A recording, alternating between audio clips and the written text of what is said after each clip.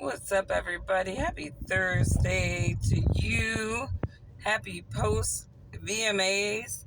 Let me tell you guys something. I don't get excited about award shows. I don't even watch award shows. I've been watching an award show in years. I tend to look at the clips and kind of see what happened, but I'm never interested in just tuning in the night of, just because a lot of these shows are riddled with Satanism these days, and I just don't rock with that. I do not rock with that. A lot of these artists, the industry, it's all ritual in some way, or they infuse these rituals, and it's just unattractive to me. And I just hopefully the music industry, the entertainment industry in general, can at least go back to the art and not the projections and indoctrination. But off that, Nicki Minaj was the MC for the VMAs, and I'm not really sure what that means all the time. I mean, you barely saw her from the clips, but you did see her perform a couple of times, and I think she did a really good job.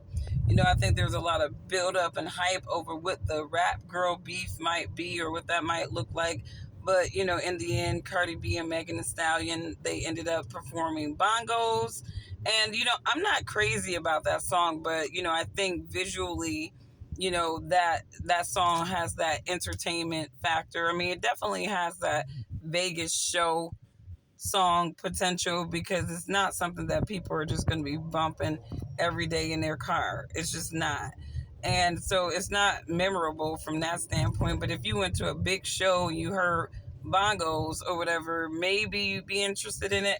Lyrically, I think that, when you start infusing, like I said, Satanism, disrespect for the church, disrespect for religion in general, that you kind of lose me. So she lost me in the opening lines of the songs, really. So, and then from there, the song was just trash. But off that, a lot of people compare these female rappers to each other. There's a lot of hate for Nicki Minaj for a variety of different reasons. And I think what it is when you have an artist that is organically talented and versatile and can go into any space and rock it like Nicki Minaj, it is really hard for anybody else to come up and really try to match that. And, a lot of people say, well, Nicki Minaj, she stole from Lil' Kim. And it's like, here's the thing. Lil' Kim, she started the blueprint. She did start pushing the buttons, sort of, make it, having this female Don image and thinking like a man, doing like a man, and being hypersexualized. She did start pressing those buttons, right?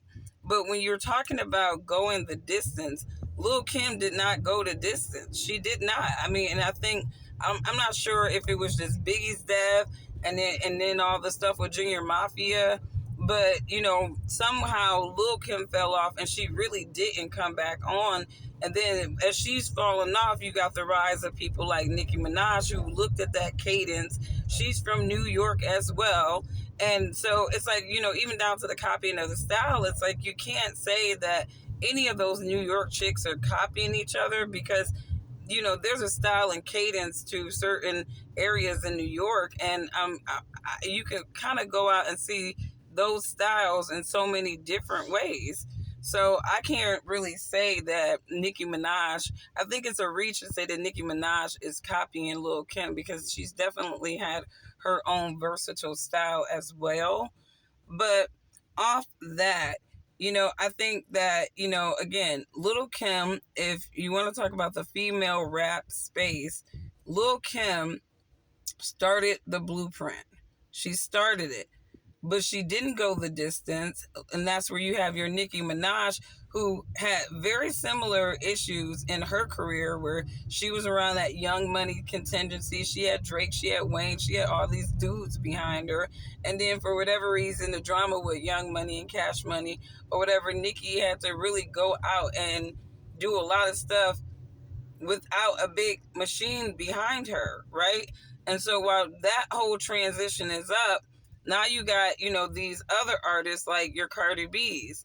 And with the industry, really, like, I mean, I'm sure Cardi B is talented in her own little right, but she's not talented in a rap girl kind of way. She's like a mold. She's an industry mold into the female rap game to go direct head to head against Nicki Minaj, who is not owned by the industry like a Cardi B can be owned by the industry, right? She's done her time and her contracts, and I'm pretty sure for the most part, Nicki is never going to be in a 360 deal again, right? She has that much clout. But that is to say that Nicki Minaj is the bar. She is the architect of the female rap game, and she's the construction worker of the female rap game. Because every time the industry kind of keep force feeding these modes and they kind of ruin people's mindsets of female rap, they really need people like Nicki Minaj to come in and save the game, which obviously Pink Friday 2 is coming to do. So anyways, let me know what you guys' thoughts are. Female rap is my guilty pleasure. I follow it, and it's not even so much about the lyrical content. It's just how the game is being played, how the industry pits these artists and their fan base against each other. It's all interesting to watch, but it's also, to me, there's some logic to some of these arguments that I think a lot of these new music listeners miss, and that really is what makes a real artist, what makes a naturally organic good artist.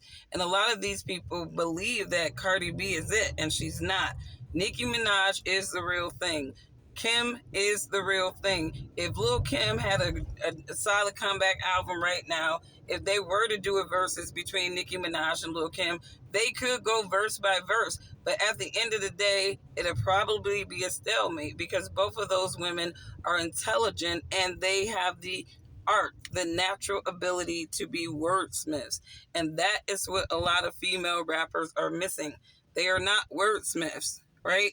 They say these ABC roasting lines, and then all of a sudden everybody's like, oh, it's like, no, there was no creativity to that. So you guys have a wonderful day. Bye.